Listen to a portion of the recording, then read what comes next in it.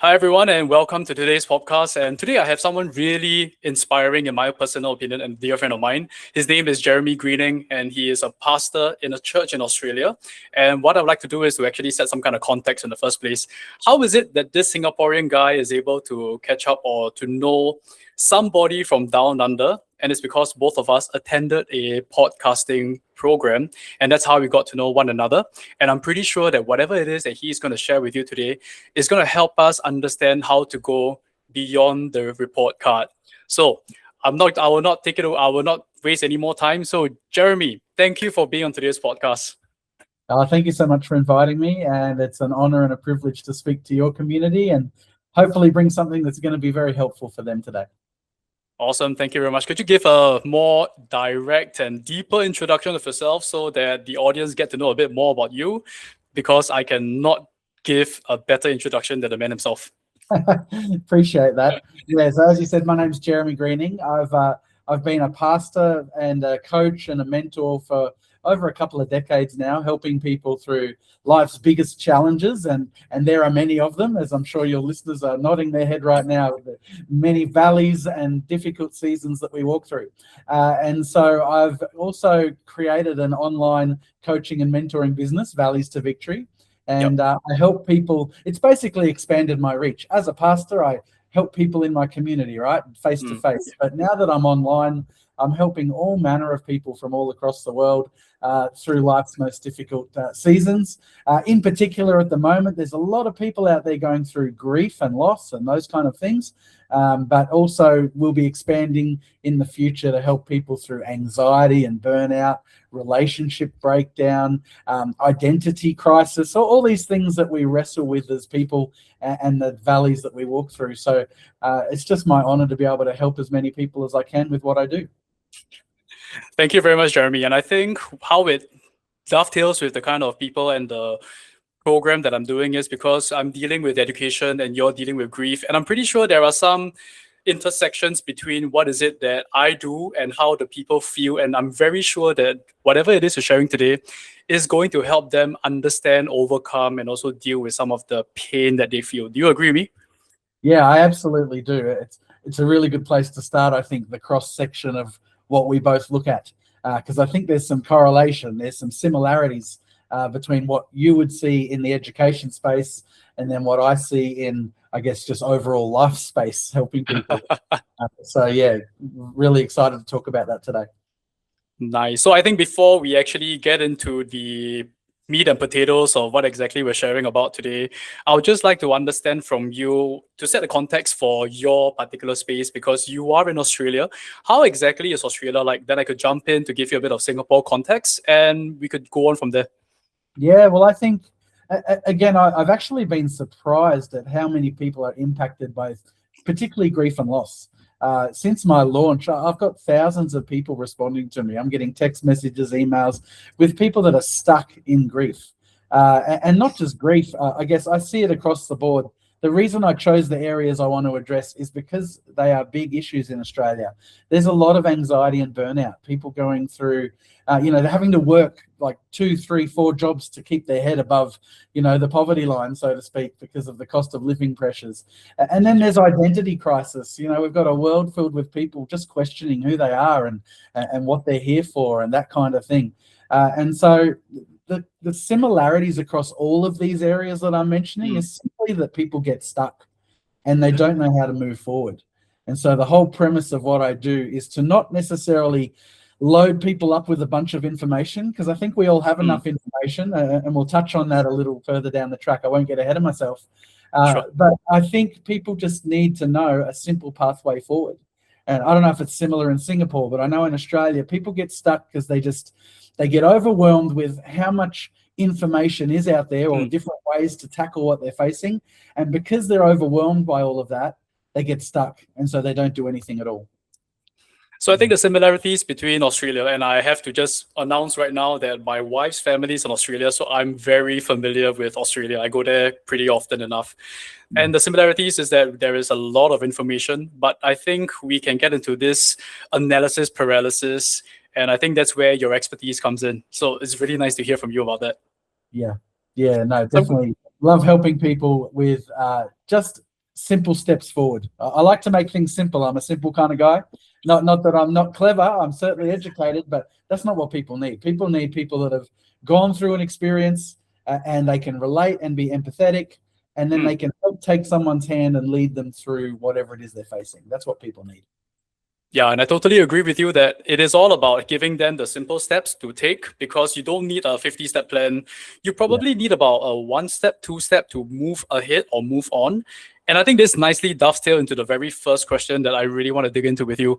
Is there someone specifically that you would like to share with us, someone that you have actually sat with and who had this piece of advice that they could share with you and knew that what you could do? And what happens with that? So was there such a person in your life that was there this mentor? And if it's Jesus Christ, yep, I think so. I think you can share a bit about that as well. Yeah, no, happy to do that. And there's someone that I think of, one of my very first people that joined my online program. And I think about this person all the time. For the sake of privacy, I'll call him Jim. Jim's not his name, but we'll call him Jim. And Jim came to me because he'd lost his dog. Now, straight away, your listeners probably think on the surface, that sounds pretty small. But for this guy, for Jim, his dog was his family. He's a single man, not married anymore. His dog was everything. And he had a decade of lifetime with his dog. And his dog passed away. Now, obviously, he went through a lot of grief. But I think one of the biggest things he went through was grieving the future that he'd imagined with his dog, because he went for walks with his dog, went to coffee with his dog. His dog was part of his world, and then all of a sudden that was taken away. He also had a bunch of other grief stacked up, which is what I've learnt about on the journey with him.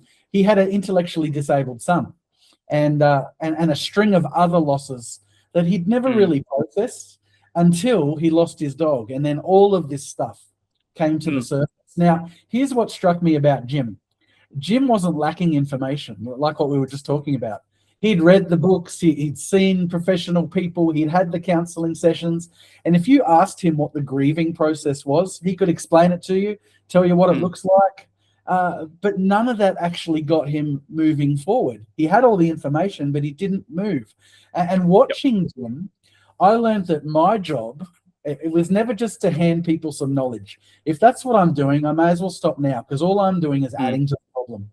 It was to help people just like Jim to find one small action that could start to create a little bit of momentum in his life in regards to moving forward. And that's when it actually shifted for him, when he connected with me and we went on a journey, and I gave him a few simple little steps, and I didn't bombard him with information.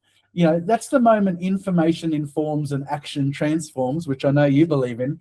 That stopped being a nice phrase. It's a pretty phrase, isn't it? But it stopped being that, and it became the foundation of how I work with people. I realized people just like Jim, there are countless hundreds, thousands of people out there that are overwhelmed with information, but they're stuck. And all they need is someone who understands what they're going through, perhaps has even walked the path even better, because then we can empathize, not just sympathize. We know sympathy is, oh, poor you, I feel sorry for you. But empathize is, look, I feel your pain because I've been where you are. And so my job is just to get people to move forward using those little simple steps rather than bombard them and overwhelm them with information. So I learn a lot from Jim, and he's helped in me establishing and continuing to establish what I do. That's really nice to hear. And I think I want to just jump back to this one line that really caught my attention. You were saying information informs and action. What again? Could you say, you said it so beautifully. Information informs, right? We read a book, we learn something. Action transforms. So we don't want to read a bunch of information and feel like we've made it, or we're okay now, or we're healed, or whatever it is. Whatever problem we have, we're reading information about it. That's not changing us. It's just filling our head with knowledge, right? But action is what transforms us. And so when we take action, and that's why we talk about small little steps, when we encourage people to do that, whatever field you're in, this works across the board in any field.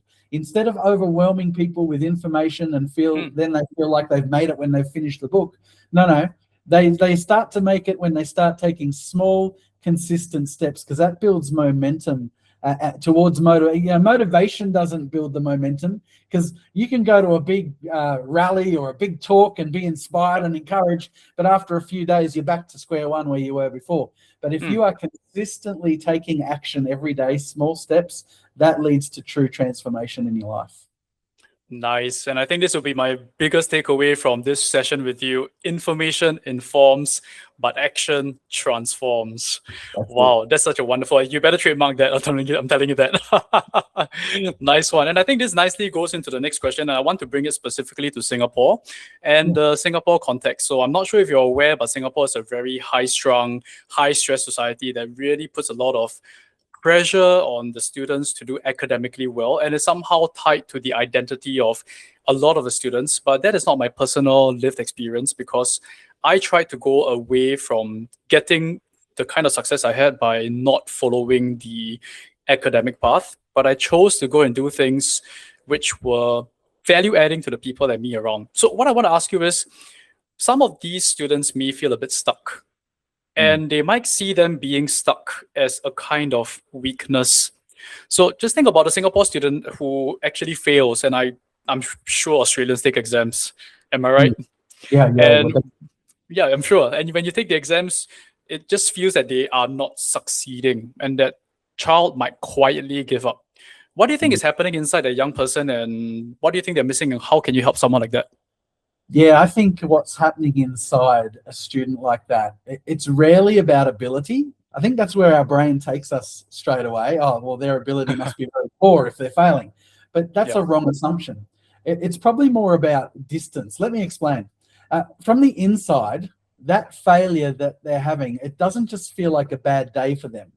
It feels like the exam just told them who they are. So now all of a sudden they're drawing their identity on the fact that they failed an exam. It feels like that exam now dictates to who they are.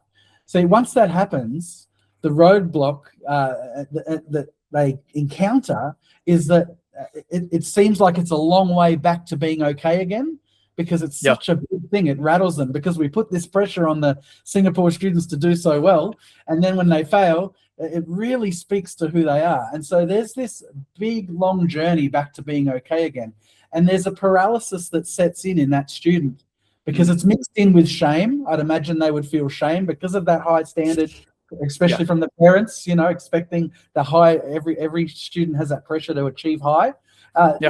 There's a gap there where they are and where they need to be.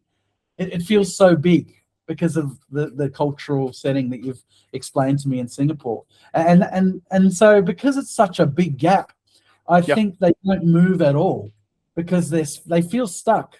And it seems overwhelming to get back to being okay, because they've messed up so big on this exam. So what they're missing is encouragement. So they don't need parents or friends or teachers to go, oh, you'll be okay, just try harder next time. Everyone around them is saying, work harder, stay positive, you'll be better next time. They're saying these sorts of things, but it's not actually that helpful, because what these students are missing is not encouragement, but they're missing a pathway. Someone breaking that impossible distance down into small, manageable steps. That's what they're missing. So I always say this: a setback is not an event. This is what we've got to encourage our young people. It's not an identity. It doesn't make who you are. It's a one-off event, and it doesn't have to define you for the rest of your life. So what we need to do is quietly rewrite their whole identity, rather than let one exam do that. Let the people in their support network, their parents, their teachers, heads of department, whatever, just quietly rebuild that pathway for them and show them, you know what, there's a pathway back to doing well again, but let's take it one step at a time. And our job is to hand them back the pen so that they can rewrite their identity again. I love the nuggets that you're giving right now, and this kind of resonates with me a lot. And let me just share with you the kind of background that I had. I came from elementary school. I think in Australia we call it elementary school, but in Singapore we call it primary school. And once you reach 12 years old, you will go through this massive exam called the primary school leaving exam. And in the past, during my time, it kind of sets whether or not you're on a pathway to success or you're down to failure. And I was one of those who came from a pretty good school, but my results weren't good enough. But the thing that I did, after I entered the next phase of my education, which is secondary school. I think you call it high school, am I right? Yeah. Yep. So just to try to set the parallel right there. So in secondary school, I decided that I would like to spend a bit more time on growing my leadership skills, my sporting skills, which I wasn't good at. And that formed my personal identity. And because of that, I was able to go back onto the pathway to being a university student, which was what my dreams of my parents were for me, knowing that both of them were not university graduates. In fact, they didn't even finish elementary school. So I think that reshaping of identity is really something that resonates a lot with what you're sharing right now. So thank you for actually drawing the parallel for me. Yeah, no, my pleasure. It's identity is a big thing, and if we're drawing it from our success or failure, I mean, we're all going to mess up at some point. No one's perfect, but the challenge is, in particular for Singaporean culture, having that high standard, like I said, Yeah. a student's going to beat up on themselves harder than any parent or anyone else will. I think it's a universal thing. We're all our own worst critic, aren't we? So when we fail, when we make a mistake, we judge ourselves the hardest.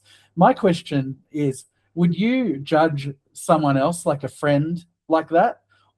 The answer is no. You're not going to be so hard on someone else like you are to yourself. You're going to be encouraging to them. You're going to be the one saying, you'll be okay, don't worry. But to ourselves, we're like, oh, I'm a failure, I'm a loser. So the point is, we've got to just, I guess, give ourselves a little bit of grace and appreciate and understand that, you know what, there are going to be times when we don't meet the mark, but that doesn't have to define who I am. This is just a moment in time, and we can walk through it. Yeah. So if I'm not wrong, what you're telling us is every one of us is definitely going to face some kind of failures. Yeah. And when we meet those failures, the first important thing, if I'm not wrong, please correct me if I'm wrong, is to accept that, yep, that's part and parcel of it, and to forgive ourselves for that, and to find an identity. Am I right to summarize it so far? Yeah, no, that's a good summary. And don't find your identity from the failure. Find your identity in who you are and who you know you're called to be, and where you get that calling is different for everyone. Some of us believe in God, some of us believe in the universe, whatever it is. But find your identity in where you're meant to be in life, not where you currently are now. So we don't camp in our valley. The whole valley business. That's why I called it that, because we don't. We're never designed to camp in our failure. We can learn from our failure. We can become better people and improve. But we don't stay there or camp there and make it comfortable and set up our tent and have our comfy chair and live in our valley for the rest of our life. That's not how we were meant to be. That's not how we were designed to live. We're designed to live our life moving forward and walking through valleys. And so they're great learning experiences, but they're terrible camping grounds. Love that. And don't stay in the valley, to all my listeners out there. Every one of us goes through the valleys, every single one of us actually feels some kind of failure. But the important thing is to not stay in the valley, but to move beyond that. And I think the first thing is to forgive yourself. And the next thing is to have a bit of grace. But Jeremy, I would just like to actually push you a bit further on that, because I think we're hitting somewhere that is going to be so helpful. After you have learned to accept that some things are going to be beyond us at that point in time, and if we do forgive ourselves, what exactly is some tangible steps that you can actually help the people who are listening right now? How do we move beyond that particular step towards finding our own personal identity? I have my personal opinions, but I'd like to hear from the expert right here. Yeah, absolutely. Look, obviously the steps forward are different for everyone. We're all unique people, but here's a few points around deciding what those steps need to be. Don't make them too big. I think the problem is, and the example we shared just before, where the gap between not being okay because I failed an exam and getting back to feeling okay again is so large because of the pressure put on the student. Well, it's the same in life. Some of us that have gone through grief, some of us that have gone through anxiety and burnout, the pathway back to where we might feel this sense of normal, whatever normal is, it seems so far. And so my encouragement to you is to break it down really small. For example, what I do with people in my community that are going through grief, I just try and get them to step out of the familiar comfort zone. So don't just stay, maybe a student might camp themselves in their bedroom. I don't know if it's like that in Singapore, but they just lock themselves away. They're on their screen or whatever they're doing, and they exit reality and they never come back because they're doing it so hard. But what if you were to just break that mold just for a moment and say to yourself, right, today I'm going to just go for a 10-minute walk. I'm just going to get outside. I'm going to clear my head, and I'm going to not take a screen with me, no distractions, just enjoy nature for what it is. And Singapore's beautiful. I have been there once before, and Thank you. you keep it so clean and tidy. And I mean, you've got hands if you drop a piece of chewing gum and things like that. So that's not like that in Australia. But you have a beautiful place. So get outdoors, enjoy it for what it is. And it clears your head so much. And you might think, oh, a 10-minute walk, that's not a big bit. But mate, that will make such a big difference for you. If you get out, change your environment, and just clear your head and go for a walk. Another thing might be doing some journaling. I don't know if that's big in Singapore, but journaling is like writing in a notepad the date, how you're feeling, and just some thoughts around that, and just getting it out of your head, the words that are unsaid internally, and have them said on paper, and just get it out there. And that's very therapeutic as well. So I think going for a walk, doing some journaling, doing something different. When was the last time you did something for the first time? There's a good challenge for someone that's stuck. Find something you haven't done ever and go and have a go at it. Maybe it's, I don't know what's big in Singapore. Can you do snorkeling in Singapore? Can you do a bungee jump in Singapore? Can you jump out of a helicopter and parachute? I don't know whether these things are of interest to Singaporeans. But, something out of the ordinary that you've never done, go and have a go. And you'll be amazed that when you stretch yourself and remove yourself from the environment that you're in when you're stuck, and intentionally move out of that, whether that's through a walk, through journaling, through an adventure that you've never done before, it's going to make the world of difference for you. And even something like a walk might seem small, but it's a small step, and it's going to help create momentum as you move forward. Wow, I really love what you've said, because after you have found and forgive yourself and found the grace to actually forgive yourself, you have to try something very different. And you gave a couple of good tips: walking, journaling. And I think some of the things you mentioned, even though we may not necessarily have those facilities like jumping out of a helicopter, parachuting, although I've personally done them myself in Singapore, but it was for military purpose. Okay. You can actually go and do these things like pretty close by, or taking a plane, which is another hobby that a lot of Singaporeans love to do. And I just want to share that for me, when I faced my academic setbacks, what I did was I went on to try out a lot of different experiences that the school system gave. We call them co-curricular activities. And I did things like swimming, I did water polo, I did life saving, I was in debating. And these took my mind out of the rut, out of the valley that I was in, and it kind of helped me reform some of the my own identity and my strengths. But I want to dig in a bit into how this is possible, and I do feel that resilience. Do you agree with me that resilience is something that is necessary for somebody to bounce back from the supposed setbacks that they might actually face? Yeah, I think resilience is very important, but it's not something that's necessarily taught out of a textbook either. For sure. I think resilience is something we've got to allow to develop in our young people particularly, but I mean, adults need it too. But I guess you're more easily formed as a young person becoming an adult, right? I think the mistake that some parents make is, I'm putting my hand up here, I've got two beautiful kids. They're a bit older now. One is 16, one is 13. So my house is filled with teenagers. So pray for me. But anyway, that's another story. Got it. Honestly, resilience, parents often want to protect their kids, right? They want to make sure that they're not having any negative experiences. They want to almost put this cloud of protection around them. But I think in doing that, we can actually make a bit of a mistake too. We've got to allow our kids to learn how to fail forward. We can't give them this perception that life is perfect, and nothing bad's ever going to happen to you. And don't worry, mum and dad are always here, and we're going to protect you, because we're not always going to be here, are we? I think we need to let our kids learn how to fail forward, because what I mean by fail forward is, we support them in their failures. We don't just leave them out, hang them out to dry, and you sort it out yourself. We don't do that, but we love on them. We do get around them, but we let them experience the hurt of failure, the disappointment of failure, but in a safe and protected way, because we're there to supporting them through that.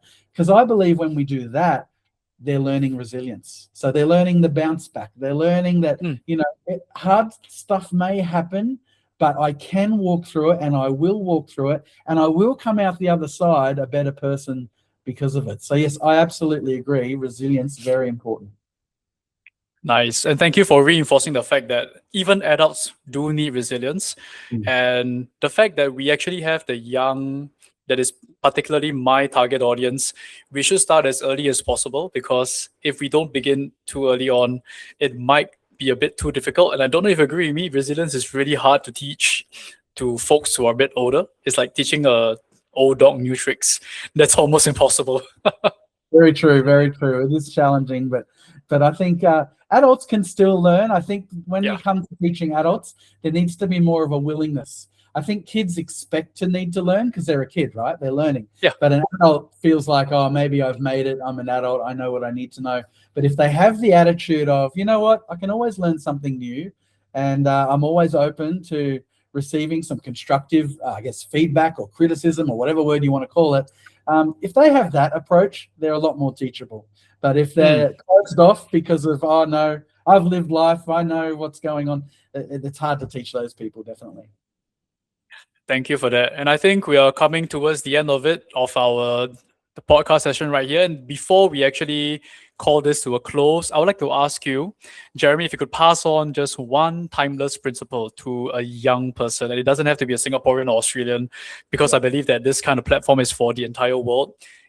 What exactly is that one timeless principle to this young person on the starting line of life today? What would you like to share with him or her? Yeah, let me encourage you. And this is going to sound really simple at first, but stay with me. It's keep moving forward. Keep moving forward. That's it. And that's the whole principle, because I'm not asking you to keep moving on, because you don't have to leave anything behind to heal from it. But I am asking you to just keep moving forward. And you'll have valleys in life. Everyone does. You're not going to avoid them, even if mum and dad protect you. Like I said before, valleys are going to come. Everyone encounters them. But see, a valley is an event. It's not your identity. It doesn't determine who you are. It doesn't get the final word on your life. So whatever you're carrying today, there's all sorts of people listening to this right now. You don't need the whole path figured out, your next 10-year plan, 20-year plan. Forget that. You just need to take the next step, and then take the next one, and then the next one after that. And that's how every victory that I've ever seen actually got built, by taking small, consistent steps every day. So there it is, Ernest. Keep moving forward. Thank you so much. And I think this nicely ties in with your own personal podcast, because your podcast, if I'm not mistaken, is from valleys to victories. And I think the way to get there, if I'm not mistaken, as you said, is to keep moving forward. Because as you move forward, you are bypassing, you're using and utilizing your setbacks and stepping on them, and it's making you stronger. Am I correct? You're absolutely correct. Another thing I like to say is there's purpose in your pain. And so we've got to find what that is, because then you can help other people on the same path that you're walking. And so keep moving forward is all about pressing on through, because there's purpose on the other side. Thank you so much, Jeremy. And I think you have been you're such an expert in this particular area, and I really love the insight. So my one key takeaway, as I've said just now, is that information informs, and that's the one I really take home for today's session. But action transforms. And I do hope that all of you listeners out there, that you will not just use the information because the internet is rife with it, but most importantly, you have to take the action so that you can transform your life. And just as Jeremy's podcast is, from the valleys that you're in, when you keep moving forward, you are going to have the victory in life. And I think that's wonderful. So Jeremy, before we call this to an official close, is there any free gift that you'd like to give to the listeners of this podcast? Yeah, thanks, Ernest. Anyone that's listening today can go to valleystovictory.com. That's TO, not the number 2, valleystovictory.com. And you can sign up to our free community on there. You just need to provide your name, email address, and you'll get access to my weekly email, which points you to my blog every week. And you'll also get a free gift of a chapter that I wrote called Keep Moving Forward and Thrive. There's some great keys and takeaways in there to help you. So that'll get sent to your email inbox as soon as you subscribe to our free email list. And so I would love to have you join our free community. And if you've enjoyed what you've heard from me today, I'd love the opportunity to continue the journey with you. Nice. So for those of you who are listening, just a recap for you, it is VES2 and it's TO Victory. Yeah. Okay, thank you very much. And I hope to see you in the next one. And all of you take care. Goodbye.